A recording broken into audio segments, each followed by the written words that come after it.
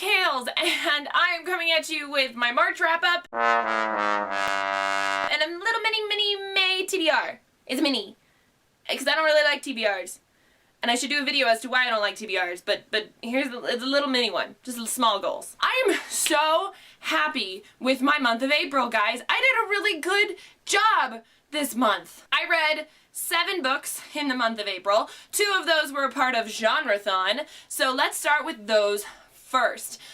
For Genreathon, I finished The Improbable Adventures of Sherlock Holmes, which is a collection of short stories written by several amazing mystery fantasy-esque authors, and it's about Sherlock Holmes' impossible adventures, sort of like ones that are of aliens or parallel timelines or just sort of weird things that aren't normally in Sir Arthur Conan Doyle's versions of Sherlock Holmes. They're a little more supernatural, which they were really cool. I rated this like 3 out of 5 stars, and only because there were some stories that I hated, could not stand, didn't even want to waste my time on, and then there were other ones that were like stellar, loved them, fantastic. So I thought, you know, middle of the road rating was a good one on this one. The second book that I read for Genreathon is actually the only physical book I have with me at this moment, and that is Vampire Academy by Rochelle Mead. And I gave this 3 out of 5 stars, and the reasoning is because I found it sort of kind of like The Selection, in that it's a mac and cheese comfort read. There's a lot of drama, but there's some adventure to it too.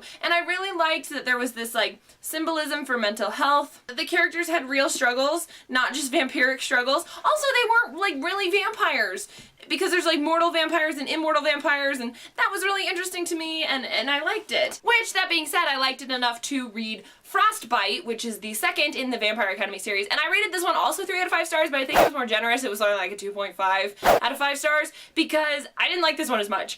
I was bored. I completely knew where the ending was headed.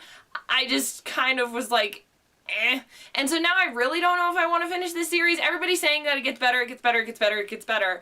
But I'm like, there are so many other books that I want to read right now that I might just put this one off to the side and leave it be. Then I also read 2 plays this month, one called Skylight, which I thought was okay.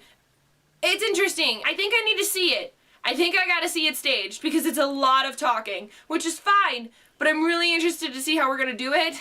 Everybody's like, oh my god, it's brilliant, and I was like, I can see the brilliance, but I need to see it on stage. And the second play that I read was The Sweetest Swing in Baseball, which this one I enjoyed a little bit more because it bounced off the page a little bit more for me. I really enjoyed the mental health aspect that was in there, as well as the humor. I think it's going to be a really funny one to play out on stage, and also a very interesting one visually as well. Then I also read A Gathering of Shadows by V.E. Schwab. Oh my gosh, guys, this book series.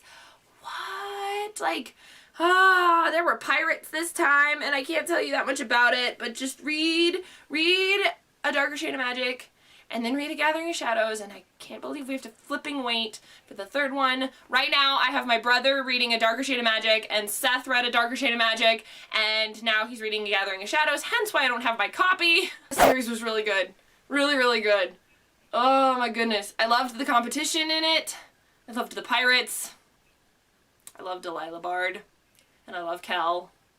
That's all I'm gonna say. I'm just gonna stop, because you just need to read it. Read A Darker Shade of Magic. It's all good. And then last but not least was my favorite book that I read this month, and that was Hamilton, The Revolution. Which, guys, this is a beautifully made book. The one problem I have with it is it needed a little, like, bookmark stringy thing that attaches to it. I don't know what that's called, but like a bookmark string, because then I could have opened it and found my place more easily, and it was beautiful. But the perforated pages, the size, the pictures, guys, this is the journey to how Hamilton became a seed of an idea from Lin-Manuel Miranda to a full-blown Broadway production, and takes it all the way from opening night. Man, it made me cry. I also loved seeing Lin-Manuel Miranda's footnotes for the songs. Like, as a writer, that was the coolest thing to see, like, what he cut and what he thought about things. And he had Harry Potter references in there. There were at least 2, and it was just great. It was so good and magical, and one of these days I will see that show. I read 7 books in the month of April, which is really good for me considering how busy I've been, and I'm really, really proud of myself on that front. That being said, let me tell you my mini little March TBR. Right now I am rereading and buddy reading with my friend Leah at Drums of Autumn, Daughter of Smoke and Bone by Laini Taylor. I'm giving this book a second chance because I read it several years ago, like around the time the second one came out, and I wasn't the biggest fan of it. I remember I hated the ending, which is why I didn't read on to the second one, but I'm back in this world again, and I was like, see, this is really cool, like, and I'm starting to slowly but surely remember. Leah's reading it for the first time, so it's really cool sharing that with her, and I think it's making it more enjoyable for me. The next book that I want to read in May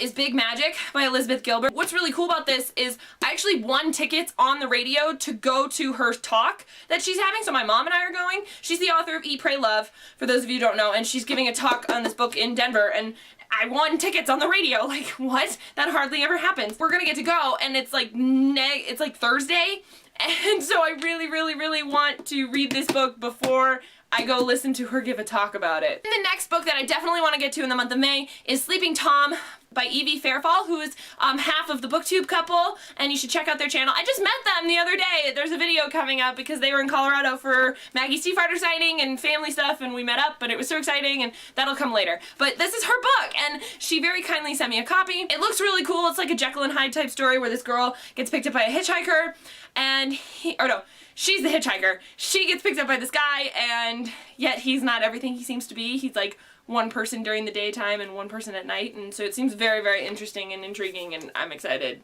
to see where this goes. So I don't have a lot of books to show you guys because I don't have a lot of them with me. Here are some books that I read in April, and here are some books that I want to read in May, and you should tell me what you think. Let me know if any of these sound interesting to you, or if any of those sound interesting to you, and if you want to hear more about them, leave a comment down in the comments below. Book Battles is coming up again this month. I'm picking contestants right now, so once we get contestants and a date, look out for that announcement video. If you want to be on Book Battles, send me an email at kales.cc@gmail.com. Until next time, guys, bye!